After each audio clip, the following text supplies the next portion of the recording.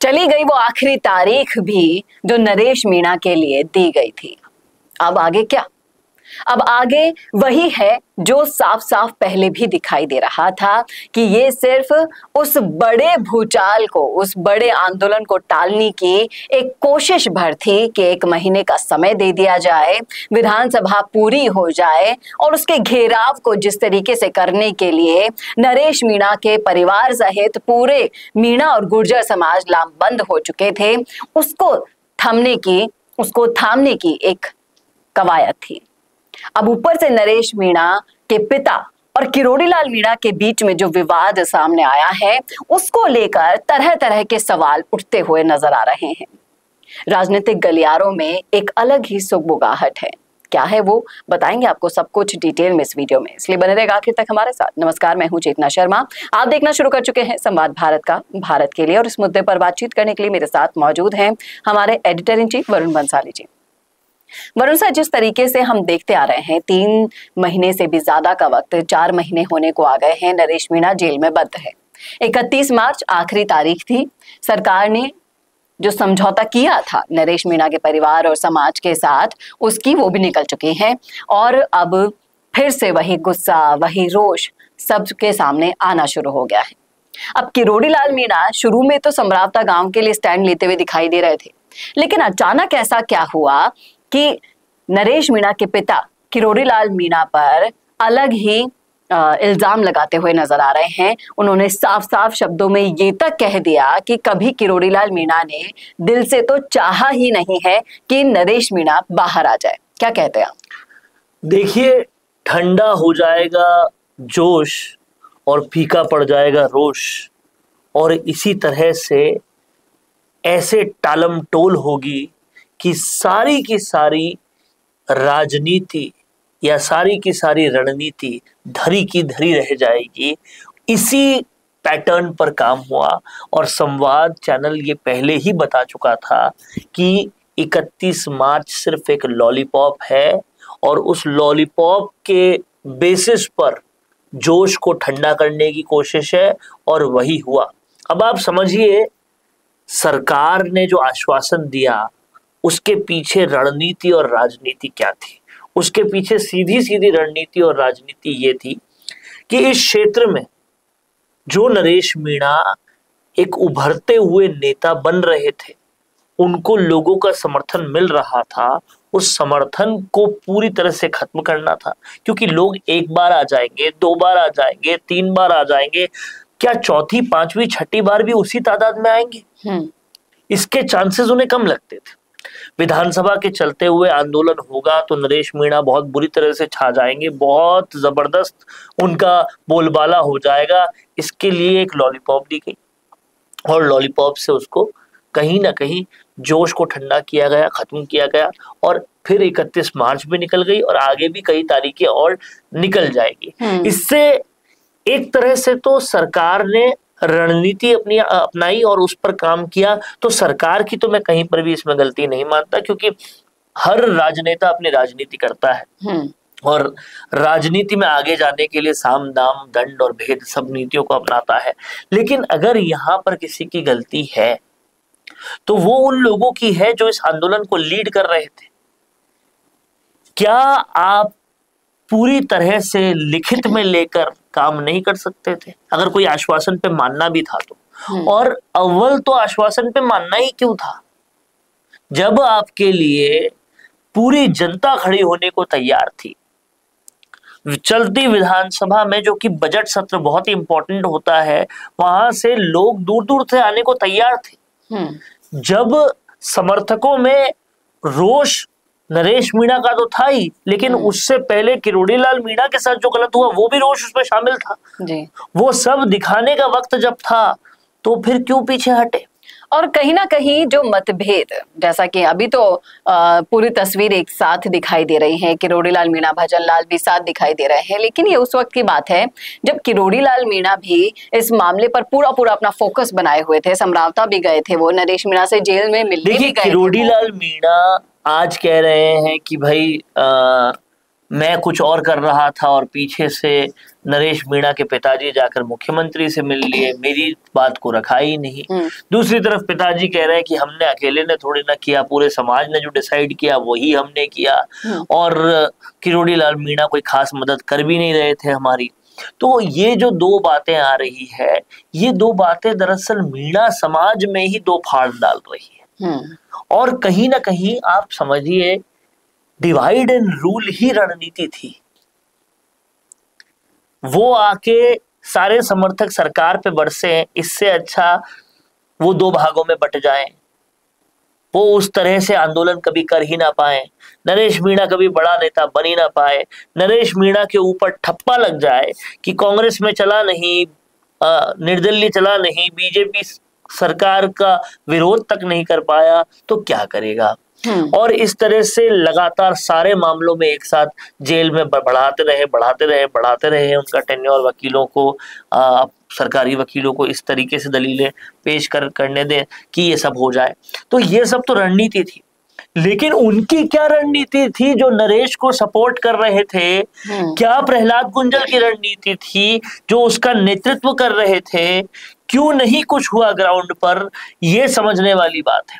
लेकिन कहीं ना कहीं आप देखें कि माहौल बनाने के लिए प्रहलाद गुंजल ने बहुत बार चेताया भी, इंदिरा मीणा ने विधानसभा में भी आवाज उठाई, और कई सारे ऐसे नेता थे जिन्होंने नरेश मीणा और समरावता गांव को न्याय दिलाने के लिए वहां की कस्टमाइज्ड टी शर्ट पहन रहे हैं, आ रहे हैं। टी शर्ट पहनने, मुझे ऐसा लग रहा है कि सबने इस मामले में अपना अपना हाथ तो आजमा लिया, लेकिन इसका फायदा उठाने के लिए, देखिए आवाज उठाना, बाहर लाने के लिए नहीं। आवाज उठाना, टी शर्ट पहनना काफी नहीं है, जरूरत थी कठोर निर्णय की जो नहीं लिया गया। नरेश मीणा तो जेल में थे, ग्राउंड पे लीड कौन कर रहा था? प्रहलाद गुंजल कर रहे थे। क्या उन्होंने ये डिसाइड किया कि कोई 31 तारीख नहीं है, 10 दिन में छोड़ोगे, विधानसभा के चलते हुए छोड़ोगे तो ही हम आंदोलन को पीछे लेंगे, लेकिन इन सब और ये सब भी लिखित में दो तब लेंगे। ये किया उन्होंने? नहीं किया। तो आप झुक क्यों गए, ये भी तो सवाल है। और झुके हो तो रणनीति और राजनीति दूसरी तरफ से तो आ ही रही थी। आपकी जब रणनीति नहीं है तो वो रणनीति आप पर हावी हो गई जी। और कहीं ना कहीं इन सारे चीजों के बीच में अगर कोई पिसा है तो वो है समरावता गांव। उसके बारे में कोई नहीं सोच रहा है। मुझे लगता है कि उसे न्याय दिलाने के लिए एक और लंबी लड़ाई लड़नी पड़ेगी। क्या कहते हैं आप? क्योंकि नरेश मीणा का जेल से बाहर आ जाना मैं तो यहाँ पर उन लोगों को न्याय नहीं दिलाएगा। मैं तो यहाँ पर ये देखता हूँ कि अगर समरावता के लोगों की चिंता होती तो कहाँ है वहां पर सांसद हरीश मीणा, कहाँ है सचिन पायलट? क्यों नहीं कोई आवाज उठा रहा? राजनीति की आज की सबसे बुरी हकीकत तो यही है, पब्लिक से किसी को लेना देना है ही नहीं। ये मुद्दा अगर उठाना होता तो विपक्ष उठाता। विपक्ष ने अगर बात की है विधानसभा में भी तो नरेश मीणा की रिहाई को लेकर ही की है। समरावता गांव को न्याय दिलाने को लेकर छोटी मोटी कोई बात हुई होगी तो हुई होगी, कोई पुरजोर तरीके से बात नहीं हुई। वॉकआउट करा इंदिरा गांधी को दादी कहने पर, क्यों नहीं समरावता गांव के लिए वॉकआउट किया जी। तो आज कहीं ना कहीं स्थिति बहुत साफ और स्पष्ट है कि सरकार अपनी राजनीति और रणनीति कर रही है, लेकिन आंदोलन को लीड करने वालों ने वो रणनीति और राजनीति नहीं अपनाई जिससे नरेश मीणा बाहर आ पाते। और जो कोशिश थी सरकार की उसमें एक पार्शल तौर पे तो वो सफल होती हुई दिख रही है कि बार बार टालते रहो इनके आंदोलनों को, और जितना टलता जाएगा लोग छूटते जाएंगे, और फिर उनमें डिवाइड एंड रूल कर दो तो अब किरोड़ी और नरेश मीणा के समर्थक अलग अलग हो जा रहे हैं, आपस में लड़ जा रहे हैं, और इस तरीके से ये उभरते हुए नेताओं को खत्म कर दो जो पिछड़ों की आवाज उठा रहे हैं। लेकिन कहीं ना कहीं ये भी तो लगता है कि इन सारी चीजों का फर्क पूर्वी राजस्थान की जो राजनीति है, देखिए आज नहीं तो कल नरेश मीणा बाहर तो आएंगे ही। ऐसा तो नहीं है कि वो आजीवन कारावास में रहने वाले। पूर्वी राजस्थान की जो राजनीति है उस पे कांग्रेस का राज बढ़ता जा रहा है, क्योंकि कहीं ना कहीं सचिन पायलट उसको लीड कर रहे हैं, मुरारी लाल मीणा नहीं कर रहे, सचिन पायलट उसको लीड कर रहे हैं। अब जब तक ये सब कुछ चलता रहेगा, लोगों के लिए ऑप्शन केवल और केवल सचिन पायलट ही रहेंगे। वो चाहेंगे तो डीसी बैरवा को जिताएंगे, वो चाहेंगे तो मुरारी लाल मीणा को जिताएंगे। राजेश पायलट के इतने साल के वहां जो शासन उन्होंने किया है उसका फायदा उठाएंगे, सब कुछ करेंगे। लेकिन बात यह है कि बीजेपी क्या कर रही है, और फिर बात यह है कि नरेश मीणा के समर्थक क्या कर रहे हैं। आपको समझना पड़ेगा, जो भी लोग नरेश मीणा को समर्थन करते हैं, कि पब्लिक का समर्थन और निर्णय की क्षमता अगर सही हो तो निर्दलीय रविंद्र सिंह भाटी भी जीत जाता है, तो वो पूरी हवा भी बदल देता है। राजकुमार रोत सालों से चल रही कांग्रेस और बीजेपी के राज को उखाड़ कर फेंक देते हैं और महज कुछ ही वक्त में रालोपा की जगह ले लेते हैं, उससे भी बड़े बन जाते हैं और भरपूर विधायक लाकर तीसरे मोर्चे का भी नाम कर लेते हैं।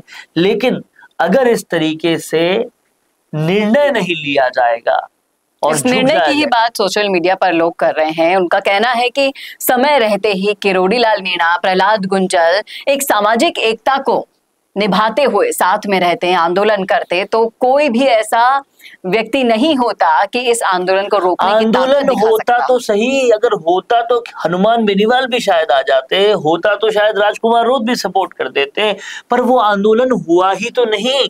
भाई मान लीजिए नरेश मीणा के पिता ये आरोप लगाते हैं कि पूरे समाज ने डिसीजन लिया और किरोड़ी लाल मीणा के हम विरोध में गए पूरे समाज के डिसीजन की वजह से, तो क्या उस डिसीजन में प्रहलाद गुंजल भी शामिल थे? क्या उन्होंने इस डिसीजन में भागीदारी निभाई कि 31 मार्च की मानकर छोड़ दो सब कुछ? अगर निभाई है तो यहाँ सबसे बड़ी गलती प्रहलाद गुंजल की है, जो बार बार लोगों को एकत्रित करने के जिम्मेदार थे। उन्होंने उस एकत्रित होने का कोई लाभ दिया नहीं नरेश मीणा को। अब देखने वाली बात ये होगी कि इस सारे प्रकरण का पूरे समाज पर क्या फर्क पड़ता है। क्या ये मीणा समाज और गुर्जर समाज के बीच में एक खाई का काम करेगा? क्योंकि कहीं ना कहीं राजनीतिक रूप से इन जातियों का फायदा तो उठाया ही जाता है। किस कदर उठाया जाता है वो भी हमने आपको समझा दिया है, और कैसे कैसे इन आंदोलनों को रद्द करने की भूमिकाएं निभाई जाती हैं। इसी बीच जिस तरीके से किरोड़ी लाल मीणा और नरेश मीणा के पिता में जो विवाद निकला है, इसके अंदर पूरी जिम्मेदारी किसकी है वो भी हम आपको बता चुके हैं। आपको क्या लगता है कि कौन है सबसे ज्यादा जिम्मेदार इन लोगों में से, इस आंदोलन के ना होने की, नरेश मीणा को बाहर लाने का प्रेशर ना बनाने की? बताइएगा जरूर कमेंट बॉक्स में। कैसा लगा वीडियो बताना ना भूलेगा, और ऐसे और वीडियोस के लिए देखते रहिए संवाद भारत के लिए। नमस्कार। भारत का सबसे तेजी से बढ़ता हुआ डिजिटल न्यूज चैनल, जिसका परिवार 4,17,000 लोगों से भी ज्यादा बढ़ रहा है, वो संवाद न्यूज चाहता है हर जिले और हर राज्य में मीडिया पार्टनर्स। तो अगर आप बनना चाहते हैं संवाद न्यूज के पार्टनर्स, तो कांटेक्ट करें नीचे दिए गए नंबर्स पर। इसके अलावा अगर आप वीडियो एडिटर बनना चाहते हैं या फिर न्यूज इंडस्ट्री में बतौर इंटर्न सब सीखना चाहते हैं, तो संवाद न्यूज के जयपुर हेड ऑफिस में काम करने के लिए संपर्क करें स्क्रीन पर दिए गए नंबर पर।